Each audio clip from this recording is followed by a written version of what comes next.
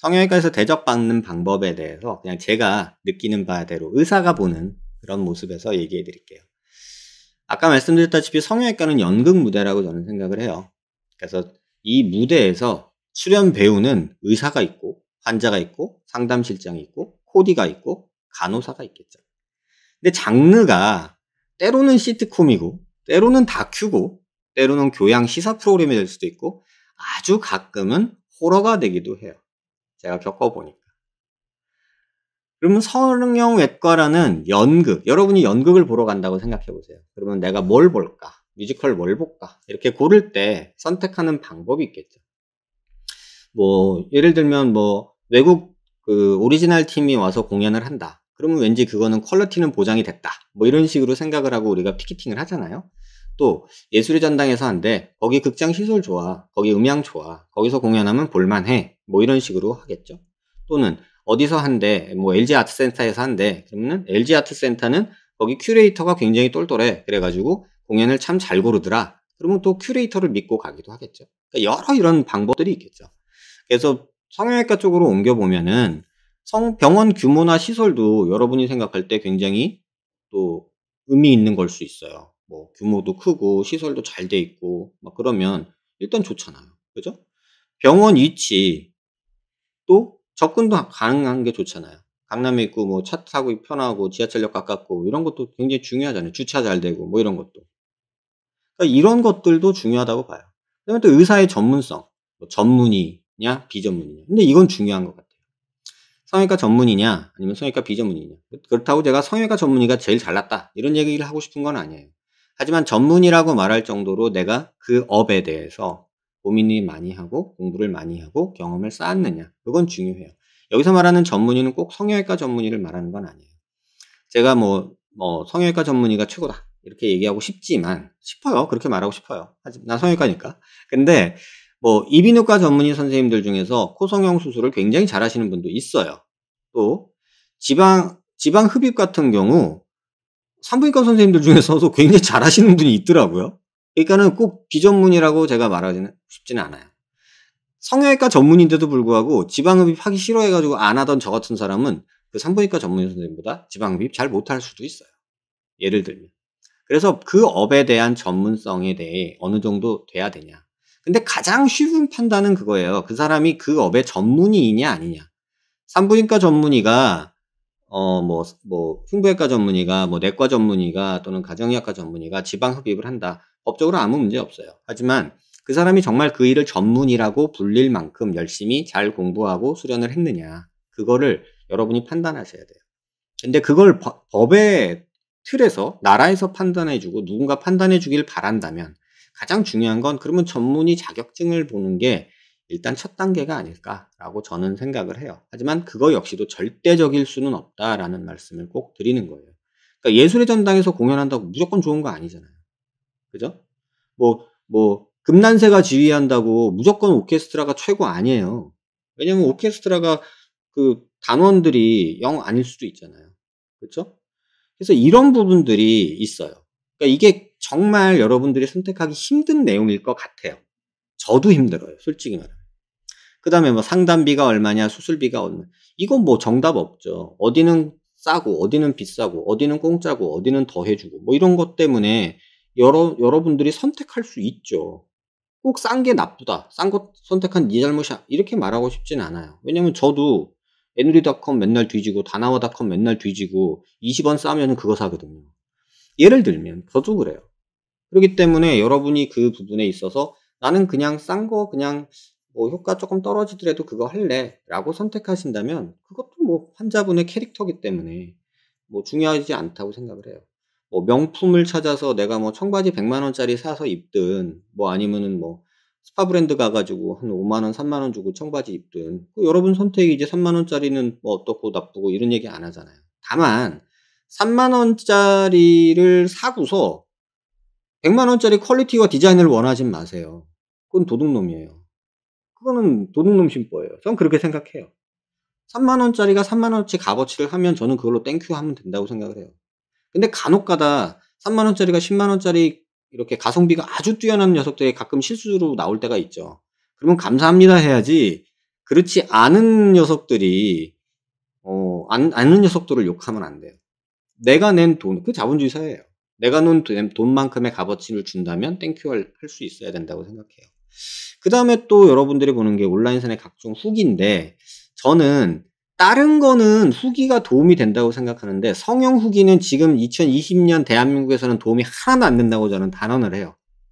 왜냐면 성형 후기를 쓰는 주체가 굉장히 조작돼 있어요. 저는 그렇게 생각을 해요.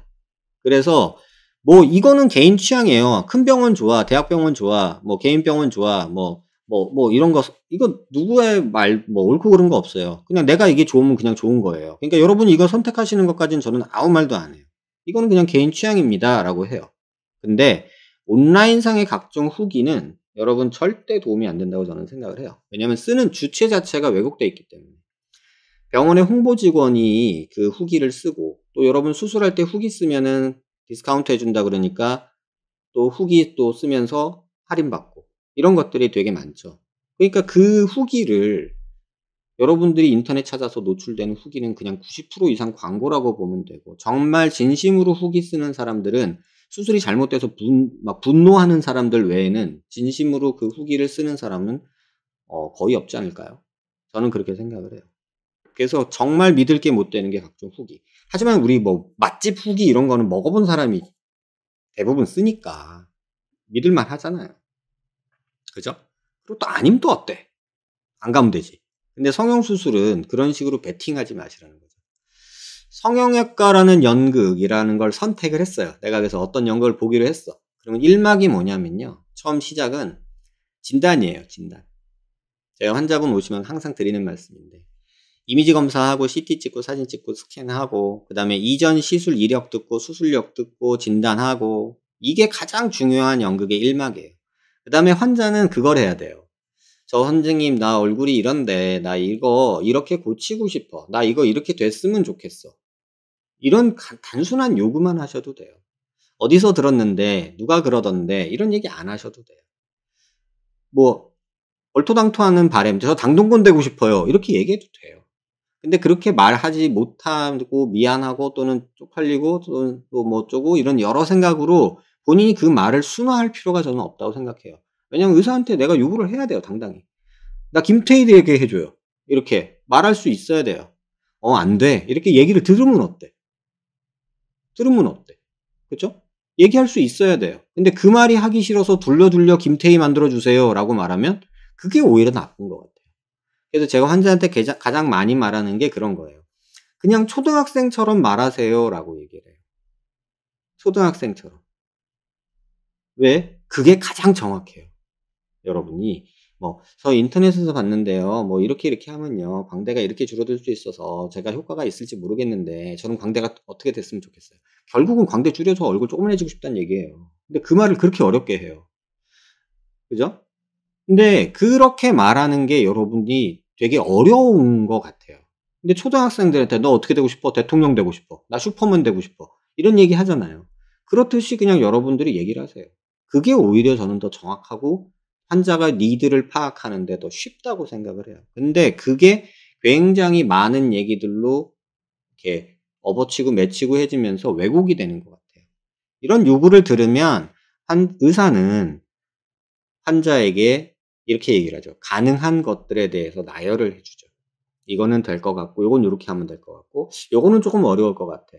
원하는 게 여기인데 우리는 여기까지밖에 못 갈 것 같아. 이런 얘기들을 의사가 설명을 하겠죠. 그 다음에 이렇게 하려면 이렇게 해야 되는데 그 방법은 이런 방법이야 라고 설명을 하겠죠. 그게 1막이에요. 그래서 상담의 첫 번째 세션은 그냥 내 얼굴에 대해서 알고, 내가 환자가 원하는 거에 대해서 알고, 의사가 가능한지에 대해서 타협해주는 정도가 사실은 1막이라고 봐요. 근데 이제 1막이 끝났으면 쉬는 시간이 있잖아요. 그럼 쉬는 시간에 집에 가서 여러분들은 그런 생각을 하셔야 돼요. 의사 얘기 들어보니까 이게 안 될 것 같아.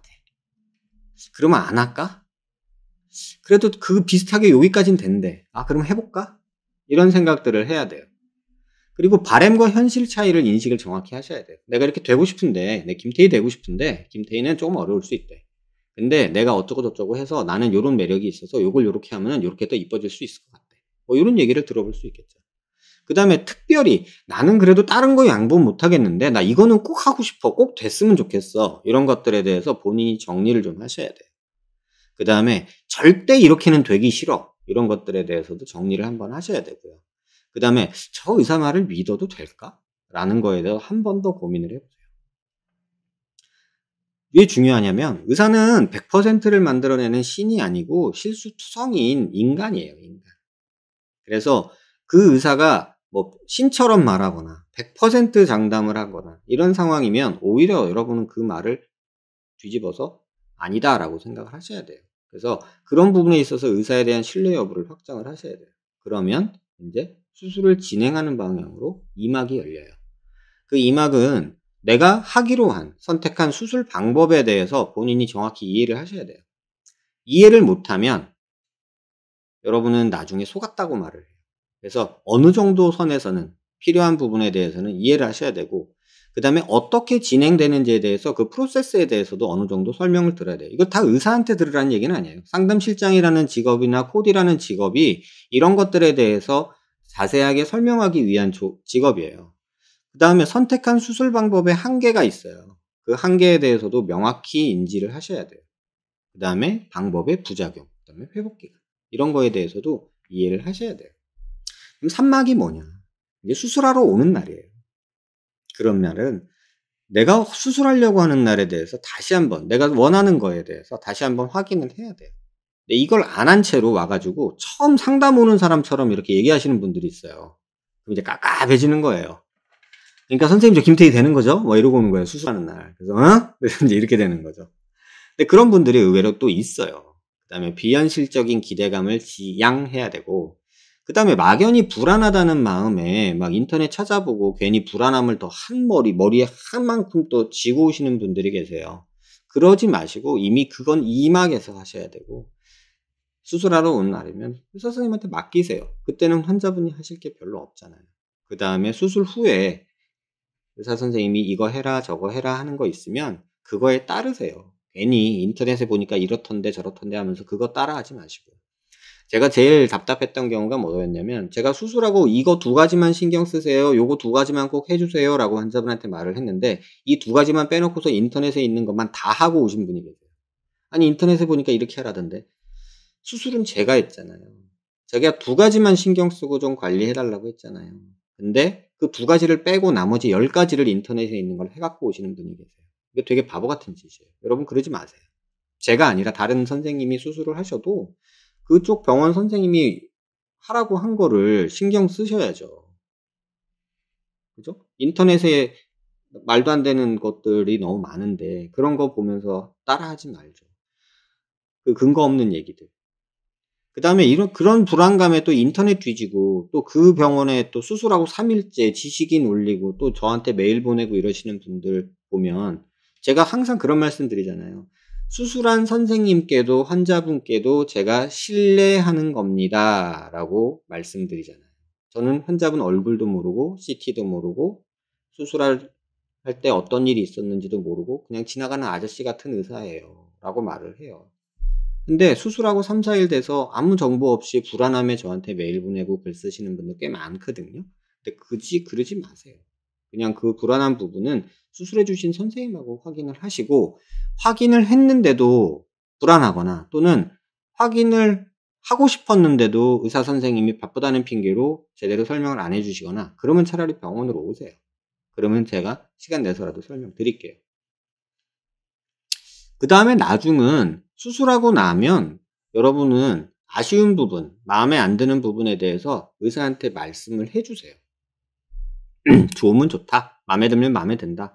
다 좋은데 요거는 쪼끔 아쉽다." 요런 부분에 대해서 표현을 하세요. 근데 그 표현 방식이 "선생님 근데 요게 쪼끔 아쉬워요." 이렇게 말하는 거랑 "아 이게 뭐예요?" 이렇게 말하는 거랑 달라요. 그러면 의사도요. 딱 갈림길에서 이쪽으로 갈지 저쪽으로 갈지가 정해져요. "선생님 나 이거 했는데" 예를 들면 뭐 코를 세웠다고 봅시다. "코를 세워서 좋기는 한데 아 여기가 너무 좀 뾰족한 것 같아요." 그러면 이렇게 얘기하면 그래 그럼 붓기 빠지고 자리 잡은 거 좀 보고 나중에 필요하면 뭐 이렇게 진피라도 하나 넣어서 조금 톰톰하게 만들까? 이렇게 얘기할 수 있어요. 근데 이게 뭐예요 이게 해바라기 찌그러운 것처럼 막 이렇게 나오잖아요. 그러면 나중에 의사가 설사 똑같은 짓을 하더라도 비용을 받을 수도 있어요. 그리고 그거 내가 수술 전에 설명했잖아. 이러면서 얘기할 수도 있어요. 이제 그러면서 싸움이 되는 거예요. 그래서 여러분이 그냥 이 부분에 대해서는 담백하게 말씀해 주셔도 된다고 저는 생각을 해요. 선생님 이거 했는데 이게 조금 좀 아쉬워요. 이거 좀 어떻게 방법이 없을까요? 그럼 같이 고민해지자. 그래? 그러면 지금은 조금 이르니까 우리 조금 요거 기다렸다가 정 안 되면 요거 요렇게라도 해서 해결해 보도록 하자. 이런 식으로 같이 고민하고 해결하려는 노력이 저는 필요하다고 보는데 일단 자기가 판단하기에 수술한 지 2주 돼 가지고 안면 윤곽하고 뭐 재건 수술하고 2주 돼 가지고 저한테 그런 분들이 계세요. "나 붓기 다 빠진 것 같아. 나 이래 되면 못 살아. 너무 커." 이렇게 말하시는 분들 실제로 계세요. 붓기 2주 만에. 내 몸은 내가 알아. 내가 수술 여러 번 해 봐서 아는데 "나 붓기 다 빠졌어. 나 이대로는 못 살아. 이대로 너무 커. 줄여 줘." 진짜 요대로 말하는 분들도 계세요. 여러분 그러지 마세요. 그러면 제 말은 뻔하거든요. 2주면 어떻게 붓기가 다 빠져요. 그건 말이 안 되잖아요. 근데도 본인이 그렇게 생각하면 그렇게 말을 해요. 그러면 이제 서로 감정 싸움이 시작되는 경우도 있어요. 그러니까 굳이 그러지 말라고요. 같이 고민하고 같이 해결하면 돼요. 해결 못할 문제는 저는 없다고 봐요. 다만 그 해결의 끝이 만족은 아닐 수도 있어요. 어느 정도 타협이 필요할 수도 있겠지만 어쨌든 요런 식으로 조금 같이 고민하고 해결해 가는 모습이었으면 한다. 그게 제가 바라는 모습이에요. 이게 인제 여러분한테 꼭 드리고 싶은 말씀 11가지인가 돼요. 무대라고 그랬잖아요, 무대. 그러면 여러분이 환자 역할을 하는 배우라고 생각을 해 보세요. 그러면 중요한 것들 하나씩 읊어 드릴게요. 여러분 많이 할 필요 없어요. 인터넷 보고 상담 많이 다니고 상담 20군데 다니고 30군데 다니고 이 의사 저 의사 유명하다는 사람 다 만나 보고 이거 정말 전 시간 낭비 같아요. 많이 알 필요는 없어요. 그러나 알려고 만약에 마음을 먹었으면 제대로 알아야 돼요. 제대로 모를 바에는 차라리 백지 상태가 나요. 저는 이렇게 생각해요. 이 말이 제일 싫어요. 카더라, 던데.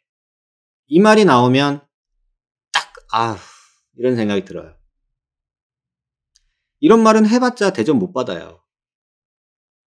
누가 그러던데, 누가 그렇하더라 이래버리면 이런 말은 저 아니라 어떤 병원에 가도 대접 못 받아요. 차라리 모르면 환자가 모르는 것 같으면 알려주고 싶은 게 의사들의 특징이에요. 근데 가끔 상담 온다고 해놓고 인터넷에 떠돌아다니는 그 수많은 얘기들 적어 오신 분이 계세요. 예를 들면 대표적인 예를 그냥 들어드릴게요. 안면윤곽 수술하고 플레이트 제거를 하면은 볼처짐이 올 수도 있고 뼈가 불려압이 될 수도 있고 뭐 이런 식으로 될 수 있다는데 이런 걸 질문을 해요. 그러면 그게 본인이 궁금한 거예요? 그게 본인이 궁금한 게 아니에요. 인터넷이 그렇게 말하기 때문인 거예요. 그거를 내가 얼굴 대면으로 확인하고 싶다는 거예요. 그거는 공부하는 거예요. 진료실은 성형 학원이 아니에요.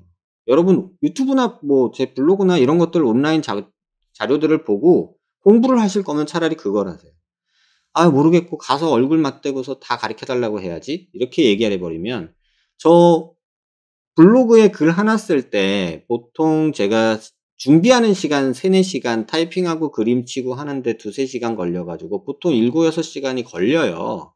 7-8시간이 걸려요. 그걸 진료실에 앉아서 환자분 한 명한테 설명을 해 달라는 거예요. 그러니까 대표적인 예로 진료실에 딱 와 가지고 "광대 수술하면 볼 처져요?" 저한테 이렇게 물어보는 환자 있어요. 그러면 이거 어떻게 대답하지? 그걸 이해시키려고 설명하려 치면은 이게 2 박 3 일짜리인데 이걸 진료실에서 어떻게 설명하지? 그쵸? 그런 생각 들잖아요. 이런 생각 들 수 있잖아요. 성형 학원이 아니에요. 많이 할 필요는 없어요. 근데 많이 할 필요는 없는데 알려면 제대로 알아야 되고 모를 거면 그냥 차라리 백지 상태로 오세요. 그게 훨씬 나아요. 두 번째는 거짓말하지 마세요, 여러분. 그러면 진짜 대접 못 받아요. 감추고 싶은 비밀이 있다면 차라리 원장님한테만 말씀드릴 게 있는데요 라고 의사한테만 말해주세요. 대신에 거짓말은 하지 마세요. 예를 들면 수술한 거 속이는 분들이 의외로 굉장히 많아요. 코 수술하러 들어갔는데 코에 필러 맞았다 이런 얘기 전혀 없었거든요. 실 넣었다 코에 얘기 없었거든요. 근데 필러랑 실로 가득 차 있어요. 이런 부분들도 있고, 리프팅 수술하러 들어갔는데 실이 잔뜩 들어있고, 귀족 수술하러 들어갔는데 고형물 고어텍스 매드포어 들어있는 경우도 있고, 수술한 적 없대요. 광대 수술하러 들어갔는데 거기 필러 잔뜩 들어있고, 열자마자 필러 찍 짜 나오는 경우 굉장히 많거든요. 제발 거짓말하지 마세요. 왜냐면 감추고 싶으면 충분히 비밀 보장해드리고 저만 알 수도 있어요. 근데 거짓말하지 마세요. 왜냐면 이 거짓말이 여러분 수술 결과나 또는 생명을 위험하게 할 수도 있어요. 이건 정말 위험해요. 수술한 거 거짓말하는 거, 약 먹고 있는 것도 말씀 안 해주시는 경우도 있고, 또 앓고 있는 질환도 말 안 해주는 경우도 있어요. 이거 되게 위험할 수 있어요. 절대로 거짓말하지 마세요. 뭐 어느 병원에서 언제 수술했다 이런 거 다 적어주세요. 왜냐면 그 안에 판단해야 될 요소들이 되게 많아요. 제가 병원이랑 시기랑 이런 거 물어보거든요. 환자한테. 어느 병원에서 어느 선생님한테 이렇게 어떻게 하셨어요? 라는 걸 물어보는 거를 저는 해요. 왜냐면 그래야 그 선생님 스타일을 알 수가 있거든요. 병원만 듣고 어느 선생님이라고 하면은 아, 그 선생님이니까 여기는 이렇게 했겠구나 라는 게 있어요. CT로 나오지 않고 뭐 이런 것들이 나오는 게 있어요. 그럼 그걸 참고해서 또 가야 되는 부분도 있어요. 근데 왜 그걸 내가 무슨 궁금해서 내가 아니면 전화하겠어요? 그럴 일 없거든요. 그걸 말을 안 해주려고 하는 분들이 좀 되게 의아했어요. 근데 한편으로 예외적으로 이해되는 경우도 있었어요. 병원하고 뭐 이렇게 다툼이 있어가지고 수술비 환불을 받으면서 이렇게 약속을 하는 경우가 있나 봐요. 나는 이 병원에서 수술했다는 걸 절대 발설하지 않겠다. 뭐 이런 식으로 합의서 같은 걸 쓰는 경우가 있나 봐요. 설사 그렇다 한들 저한테 얘기해 줘도 돼요. 왜냐면 제가 어디 가서 그걸 떠들 일이 없잖아요. 그러니까 그런 비밀은 지켜줄 수 있는 내용들이지 그런 부분 거짓말하지 말았으면 좋겠어요. 심지어 가명, 주민번호 가짜, 전화번호 가짜, 처음부터 끝까지 다 가짜인 분도 봤어요. 나중에 그 환자 때문에 고생 꽤나 했어요. 왜냐면 저희는 수면 마취할 때 마약을 쓰니까 프로폴 장부를 만드는데 그 장부에 주민등록번호랑 전화번호 이게 다 틀리면 나중에 좀 시끄러울 수 있거든요. 근데 그렇다고 뭐 민증 확인할 수도 없고 절대 그러지 마세요. 제발. 그 다음에 중요한 거는요. 여러분이 원하는 걸 잘 표현해야 돼요. 인터넷에서 타병원에서 친구가 그러는데 이런 얘기는 하등에 도움이 안 돼요. 원장님 저는 선생님 나는 이렇게 되고 싶어요. 나는 이걸 원해요. 그러니까 인터넷으로 알아봤고 타병원에서 그랬겠고 친구가 그래서 알겠죠. 뭐 날 때부터 아는 사람이 어디 있어요. 그 얘기 다 필요 없고요. 그냥 저는 이렇게 됐으면 좋겠어요. 라고 했으면 좋겠어요. 근데 이 얘기를 환자분이 하는 이유를 제가 가만히 생각을 해보니까 이런 경우가 있더라고요. 너 나 눈탱이 치려고 하지 마. 내가 좀 더 알거든. 나 공부했어. 나 좀 알아. 응? 나 이것저것 해봐서 좀 알아. 그러니까 너 나 눈탱이 치려고 하면 안 돼. 이러면서 약간 뭐랄까 내가 좀 아니까 무시하지 마. 이런 식으로 얘기하는 분들도 있더라고요. 근데 진료실은 남의 얘기하는 곳이 아니잖아요. 친구 얘기 뭐 누가 쌍꺼풀을 했는데 거기가 잘 됐고 거기는 망했고 내가 그 얘기를 진료실에서 여러분하고 들을 일이 뭐가 있어요. 그죠? 그런 얘기 들을 필요가 없잖아요, 우리는. 우리 얘기하기도 바빠 죽겠는데. 그죠? 괜히 많이 경험한 척, 내가 이 바닥을 좀 아는 척, 내 누나가, 내 아는 언니가 어디 병원 상담실장이라는 둥 그런 얘기 뭐 하려고 해요? 그러니까 무시하지 말라 이거거든요. 근데 그런 얘기 해봤자 모르는 거 뽀록만 나요. 오히려 뽀록. 뽀록 아시나요? 오히려 뽀록 나요. 그러면 더 모르는 사람처럼 돼요. 차라리 모르면 대접받는다니까요. 가르쳐주고 싶다니까요, 의사는. 근데 요런 거를 하지 마시고 그냥 본인이 원하는 걸 담백하게 표현하는 방법을 말해 주세요. 눈이 커졌으면 좋겠어요. 코가 오똑해졌으면 좋겠어요. 뭐 민유린 코 되고 싶어요. 한가인 코 되고 싶어요. 얼굴형은 제가 보니까 요새 한소희가 뭐 이쁜 것 같던데. 뭐 이런 얘기. 이런 얘기를 그냥 차라리 해 주시는 게 오히려 환자분의 니드 파악하는 데 의사 입장에서는 중요해요. 왜냐면 성형외과는 또 주관적이잖아요. 이게 뭐 절대적인 게 아니잖아요. 3mm 높여 주세요. 이런 얘기하면 또 머리 아프거든요. 근데 그런 거보다는 차라리 누구 코 이쁜 것 같은데 그렇게 될 수 있을까요? 이런 얘기들. 누구 턱선이 되게 예쁘던데 제가 그게 어울릴까요? 이런 얘기들 좋잖아요. 근데 이 얘기를 똑같은 얘기를 어떻게 하냐면 봤는데 걔가 이쁜 것 같긴 한데 턱선이 좀 예쁜 것 같은데 내 얼굴이랑 어울릴 것 같지는 않고 그래서 그걸 봤더니 그 얼굴은 좋은 것 같은데 그건 내 얼굴 그건 좀 얼굴이 클 것 같고 이런 식으로 장황하게 얘기를 해요. 그래서 환자분 뭘 원하세요? 그러면 그 턱이요. 딱 이렇게 끝나는 경우가 많아요. 그래서 본인이 원하는 거, 좋아하는 거를 담백하게 표현하는 거를 잘 하시는 게 여러분이 원하는 결과를 얻는 방법이에요. 이 남자들도 되게 간단하게 잘할 것 같잖아요. 근데 남자들도 4차원 언어 쓰는 친구들이 있거든요. 그러니까 막 머리가 이렇게 넓어. 그런데 이렇게 머리 얇은 누구죠? 원빈, 현빈 이런 사람처럼 만들어 달라. 뭐 이렇게 하고 뭐 머리가 이렇게 넓은데 이마 현빈이 예쁜 것 같다 이러고 아니 이 이마에 이게 현빈이면 이게 이쁘냐고 이런 생각이 들 때가 많아요. 그래서 참 이 자기 얼굴에 대해서 원하는 바를 명확하게 표현 못하는 분들이 되게 많다. 그래서 차라리 인터넷 보고 남의 성형수술 전후 볼 시간에 거울 보고 내 얼굴이 어떻게 생겼는지를 좀 보는 걸 했으면 좋겠다. 이제 저는 그런 생각을 좀 개인적으로는 해요.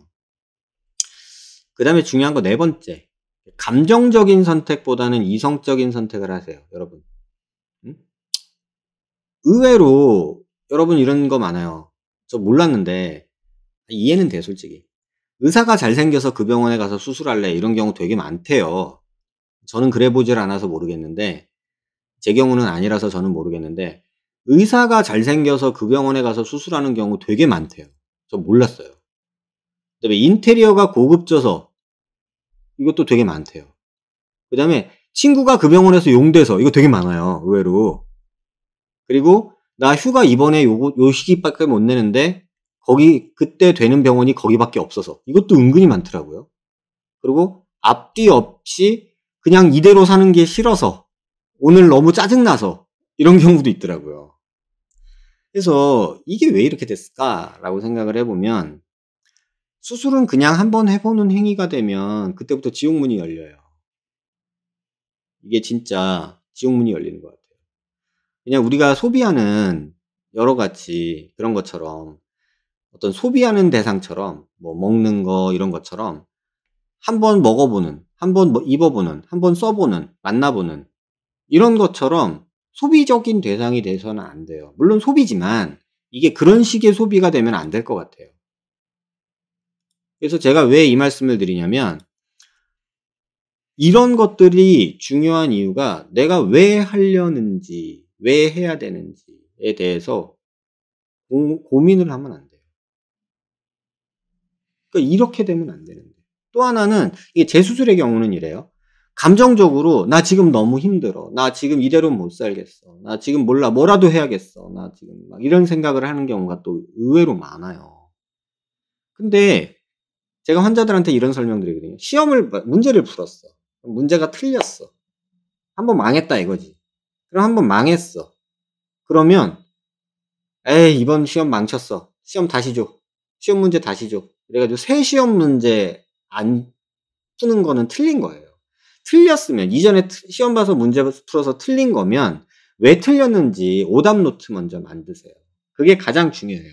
근데 오답 노트 없이 그냥 감정적으로 선택을 하면 똑같은 문제 또 틀려요. 제가 보면 요게 가장 큰 문제인 것 같아요. 다섯 번째는 그러니까 감정적인 거보다 이성적인 거 하자. 그다음에 수술하려는 목적이 있어야 돼요. 왜 하려고 하세요? 제가 물어봐요. 가끔 윤곽 그 안면윤곽 수술 상담 오시는 분들이 저한테 물어봐요. "원장님 저 광대랑 안면윤곽 3종 하려고 왔어요." 이런 식으로 물어봐요. 그러면 제가 첫 마디가 뭐냐면요. "왜 하려고요?" 이렇게 물어봐요. 그래서 "아니 그거 해야 잘생겨지니까요. 이뻐지니까요. 얼굴 작아지잖아요." 이렇게 얘기를 해요. 그런데 "지금 얼굴이 커요?" 이렇게 되물어요 전 약간. 근데 그러는 이유가 수술하려는 목적이 없이 그냥 그거 하면 좋아진대서 이런 게 많아요. 대표적인 예가 양악이에요. 옛날에 치과 지금은 없어진 치과 병원에서 막 버스 광고 막 이런 거 막 엄청 언론 광고, 라디오 뭐 방송 막 다 때리면서 해대니까 예뻐지려면 양악 이런 공식이 성립해 버리는 거예요. 그러니까는 그냥 '양악해야 된다.'라는 게 어느 순간 세뇌가 되더라고요. 그래서 되게 웃겼어요. '하면 좀 나아 보일까? 지금보다는 나아지지 않을까? 남들도 다 하던데?' 이런 생각으로 수술을 하는 분들이 의외로 있더라는 거예요. 그래서 이건 정말 아닌 것 같아요. 그냥 어느 날 상담을 하는데 그런 경우 있어요. "선생님 나 뭐 하면 이뻐질까요?" 이렇게 오는 분들도 있어요. 그러면은 "아니 뭐 생각하고 계신 거 있어요?" 그러면 "아니요. 그냥 하도 짜증 나 가지고 뭐 하면 좀 이뻐질까 싶어서 얘기나 한번 들어보러 왔어요." 이런 분들도 있어요. 근데 이런 경우는 저는 좀 별로 이제 좀 그런데 이거 성형외과에서는 굉장히 좋은 먹잇감이잖아요. 아니 돈 쓰러 왔다는데. 그죠? 뭘 내놔도 집어먹을 것 같은 상황이잖아요. 그러면 이게 가장 좋은 먹잇감이 돼요. 그래서 이런 소비적인 대상이 여러분이 되지 않았으면 좋겠고 그 수술을 왜 해야 되냐는 거죠. 내가 왜 그 수술을 해야 되는지 그거의 목적이 명확해야 돼요. 재수술이든 뭐 그냥 첫 번째 수술이든. 근데 그게 없으면 여러분들은 병원 상담 100번 다녀봤자 "날 꼬셔 주세요. 날 낚아 주세요."라고 하고 다니는 거밖에는 안 돼요. 그래서 꼭 요 부분 조심하시기 바라고요. 그다음에 여러분이 의사를 대할 때 의사 선생님으로 대할지 아니면 그냥 내가 돈 주고 내가 얻는 걸 얻는 서비스 제공하는 기술자로 대할지를 여러분들이 명확히 정하셔야 돼요. 그러니까 부탁할 때는 의사고 요구할 땐 기술자가 되고 마음에 안 들면 장사꾼이 되거든요. 그러니까 지금은 이런 것 같아요.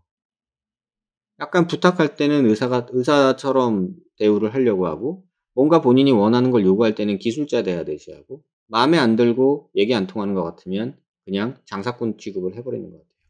이런 모호하고 상황에 따라 변하는 관계 때문에 환자랑 의사랑 모두 다 상처를 받아요. 그러다 보니까는 서로 자기를 지키려고 가드를 올리죠. 그죠?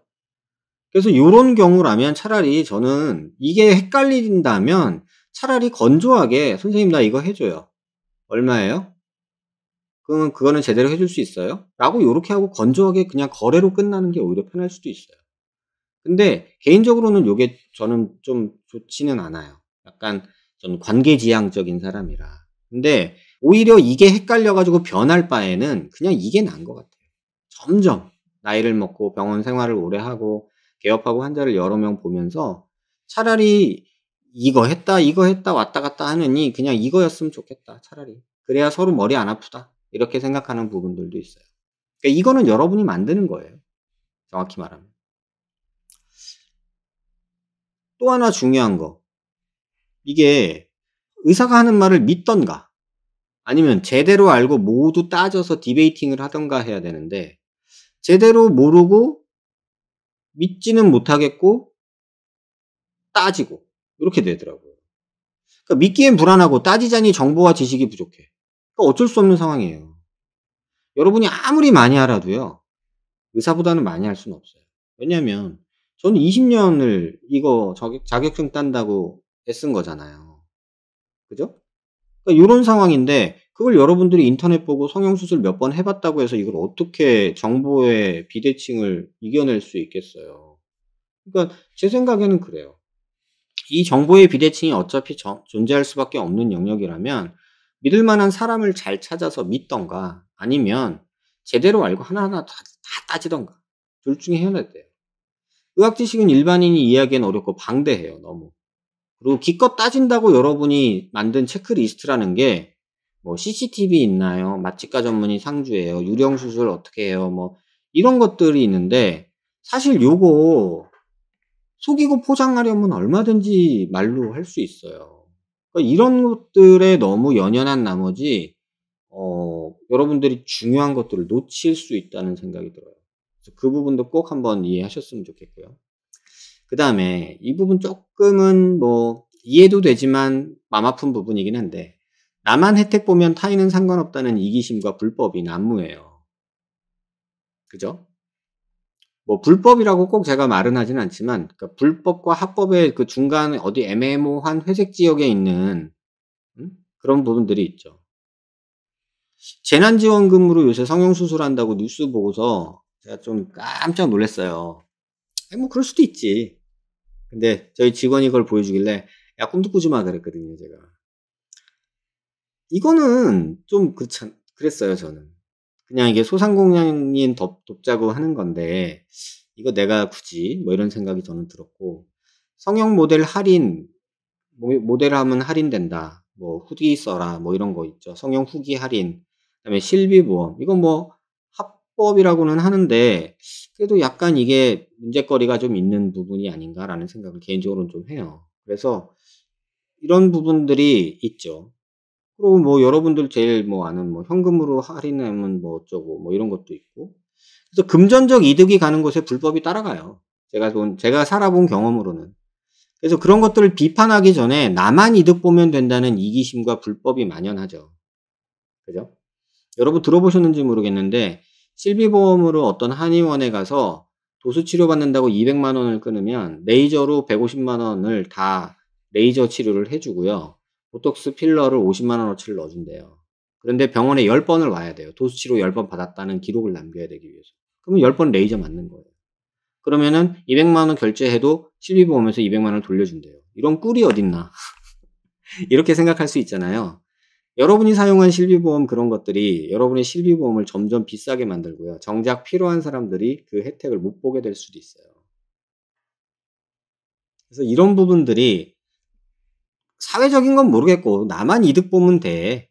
이런 마음이 있기 때문에 그런 생각이 들 수밖에 없죠. 근데 이해는 해요. 저도 그럴 수 있어요. 근데 모르겠어요. 이제 나이가 들어서 그러나 좀 이런 것들을 피하고 싶은 느낌도 들어요. 그래서 결국은 폭탄 돌리기 하다가 언젠간 내가 피해자가 될 수도 있거든요.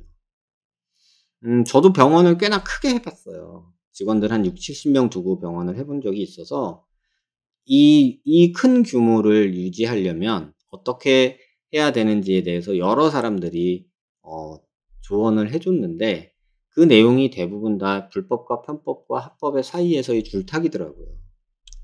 근데 그때 그 일을 그렇게 병원을 하면서 쪼끔 염증을 느꼈던 것 같아요. 그래서 지금은 그냥 '조그마하게 동네 구멍가게 하자.'라고 생각을 했던 것 같아요.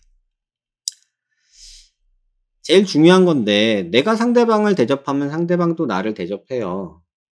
다만 진심 없는 척 이렇게 연기를 하잖아요? 그러면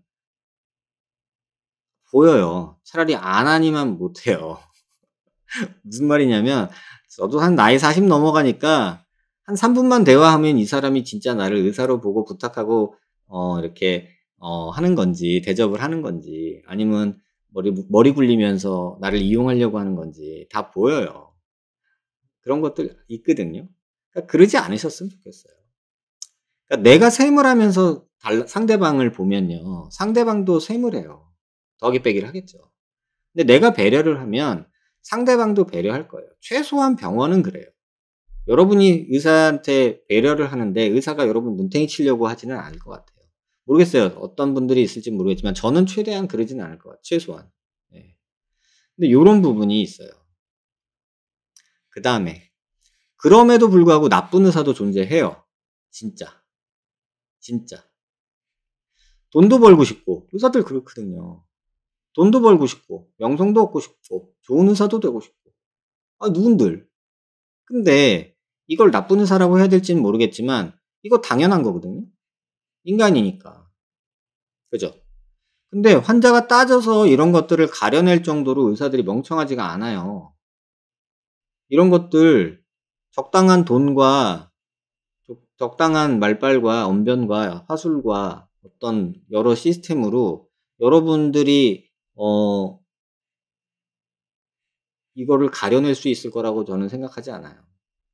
근데 그냥 이해하셔야 될 거는 싸고 쉽고 간단하고 유행하고 편하고 어쩌고 하는 시술이나 수술들은 대부분 의료라고 불리기보다는 그냥 메디컬 비즈니스라는 점에서 환자들 여러분들을 그 의사가 대할 거다라는 거는 분명해요. 그러니까 이 부분은 그냥 뭐 절대적인 건 아니지만 또 이걸 또 나쁘다고 말할 수는 없잖아요. 개인의 그 평가가 있는데. 그래서 요런 부분도 존재는 해요. 그래서 오늘 제일 말씀드리고 싶었던 그 처음 얘기가 있잖아요. 돼지 눈엔 돼지만 보이고 부처님 눈엔 부처님만 보인다고. 그래서 여러분한테 드리고 싶은 말은 대접받고 싶다 그러면은 환자 역할을 앞에 제가 말씀드린 한 열 몇 가지를 잘하는 사람에게는 의사가 보일 것이고 그걸 잘 못하면서 그러면 장사꾼이 보일 것 같아요. 또 반대로 의사 역할을 잘하는 사람에게는 환자가 보일 것 같고 또 의사 역할을 못하는 사람에게는 고객만 보일 것 같아요. 그래서 뭐 돈을 밝히는 의사 뭐 이런 게 꼭 나쁜 건 아니라고 저는 생각해요. 돈도 많이 벌고 명성도 얻고 좋은 의사 되고 싶은 거 사람이면 누구나 당연한 거고 이걸 욕하지는 말아야 된다고 생각을 해요. 다만 이러면서 약간 선을 넘는 행위들을 했을 때가 문제 아닐까 생각을 해요. 그래서 오늘 꼭 드리고 싶었던 말씀은 이 말씀이에요. 여러분들이 진심을 다해서 의사를 대하면 의사들도 여러분을 진심으로 대접을 할 겁니다. 최소한. 그게 여러분들한테 오늘 제가 이 말씀을 드리고 싶었던 거고요. 그 중간에 이 말씀을 한번 마지막으로 드릴게요. 네이버에 의사라고 쳐보면요. 일정한 자격을 가지고 병을 고치는 것을 직업으로 하는 사람이라고 돼 있어요. 그죠? 이게 의사예요. 네이버에 친. 그냥 병 고치는 직업이네. 그죠? 여러분이 이렇게 의사를 만들지 아니면은 제가 간혹 말씀드렸지만 의사는 한자로 스승사자를 써요. 여러분들한테 어떤 도움을 주고 가르쳐 주려는 사람, 도움을 주려는 병을 고치고 어쩌고를 떠나서 도움을 주려는 선생님으로서 대접받을 사람인 건지는 사실은 여러분이 만드는 게 아닐까 그렇게 생각을 합니다. 그래서 여러분이 대접받고 싶으시면 의사로 대접을 하세요. 그러면 그 의사도 여러분을 환자로 대접을 하리라 저는 생각을 합니다. 저 역시도 저한테 장사꾼 취급하고 기술자 취급하는 사람한테 의사처럼 행동할 정도로 수련이 덜 돼 있는 것 같아요. 그래서 아직은 저도 이 말을 쓰기가 조금은 부족한 사람이지만 그래도 제가 지향하는 바는 이런 부분들이 있습니다. 그래서 여러분들도 이런 것들 환자 역할이 잘 하시면 충분히 대접받으실 수 있다.